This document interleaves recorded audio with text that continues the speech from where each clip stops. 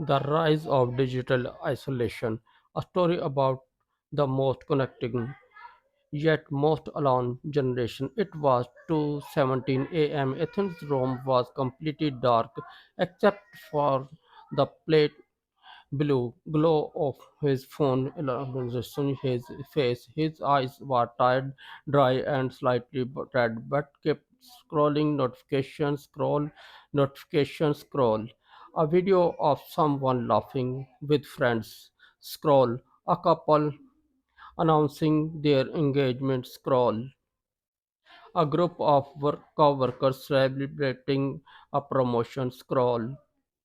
And then silence. Ethan locked his phone and stared at the ceiling. He had not spoken to anyone all day, not in person, not with his voice, only text, only likes, only scrolling, and somehow, despite being connecting to thousands of people, he had never felt more alone. Chapter 1: The Promise of Connection.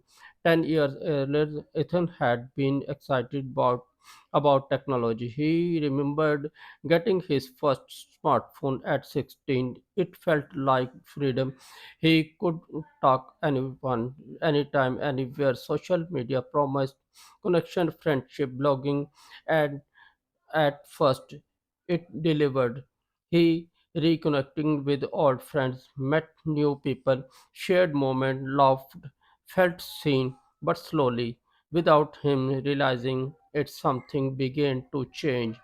The conversation became shorter, the interactions became shallower, the connections became weaker, and the scrolling became longer. Chapter 2: The Subtle Shift.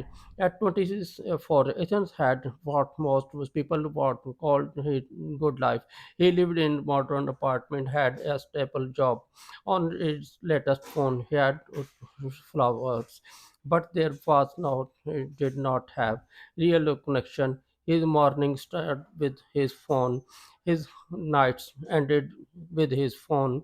His breaks were filled with his phone. Even his meals were eaten with his phone beside him. He was not alone physically, but mentally, emotionally, he was isolated, and he did not even notice when it began. Because digital isolation does not arrive suddenly, it arrives silently. The illusion of presence. One Friday night, Ethan sat on his couch, scrolling through photos. Everyone seconds happy, parties, smiles, adventures, life full of meaning. He wondered, why does not my life feel like that? What he did not realize was this: he was not seeing reality, he was seeing highlights, carefully selected moments, filtered happiness, edit lives. And while he compared his behind the skin of to anyone else highlights, he felt smaller and smaller, more disconnected, more invisible. Social media gave him the illustration of being surrounded by his people, but in reality, he was alone in a quiet room. The day everything became clear.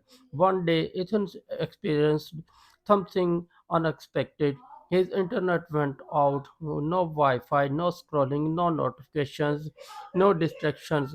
At first, he felt anxious.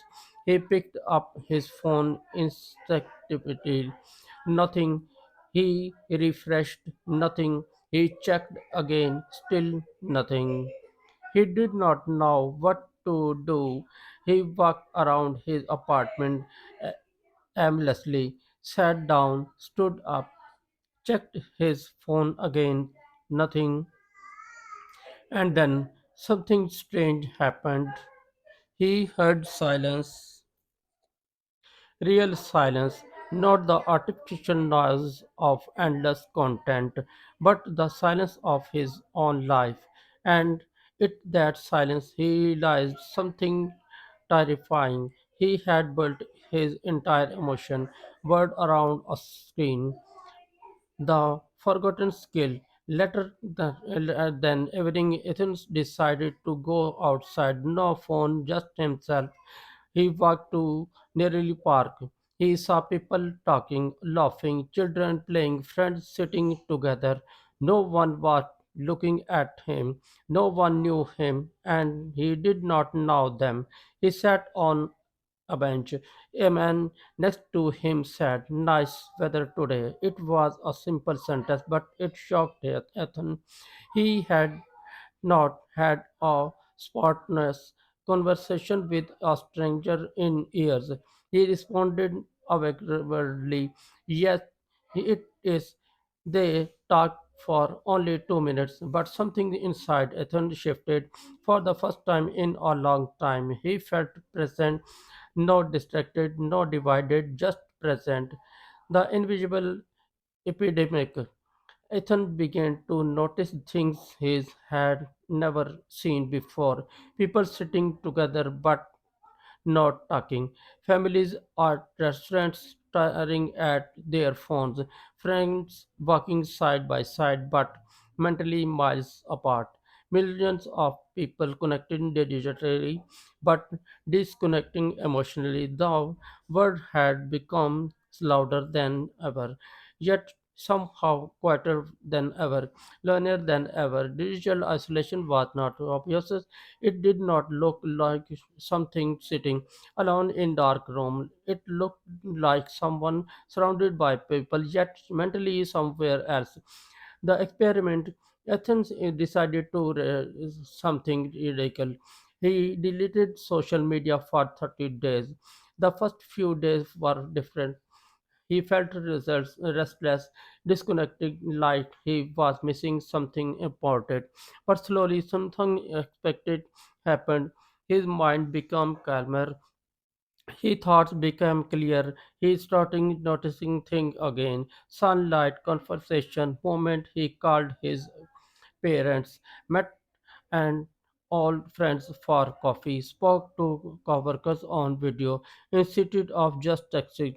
And for the first time in years, he felt something real connection, not digital connection, human connection. The truth no one talks about. Technology did not create isolation, it replaced presence, it replaced with depth with speed, it replaced conversation with reaction, it replaced connection with consumption. It gives us access to everyone, but distance for ourselves because connection is not measured by followers, it measured by presence, by attention, by being truly seen and truly heard.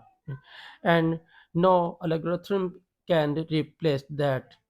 The choice one night, Ethan installed social media, but this time something was different. He did not feel controlled by it. He felt aware of it.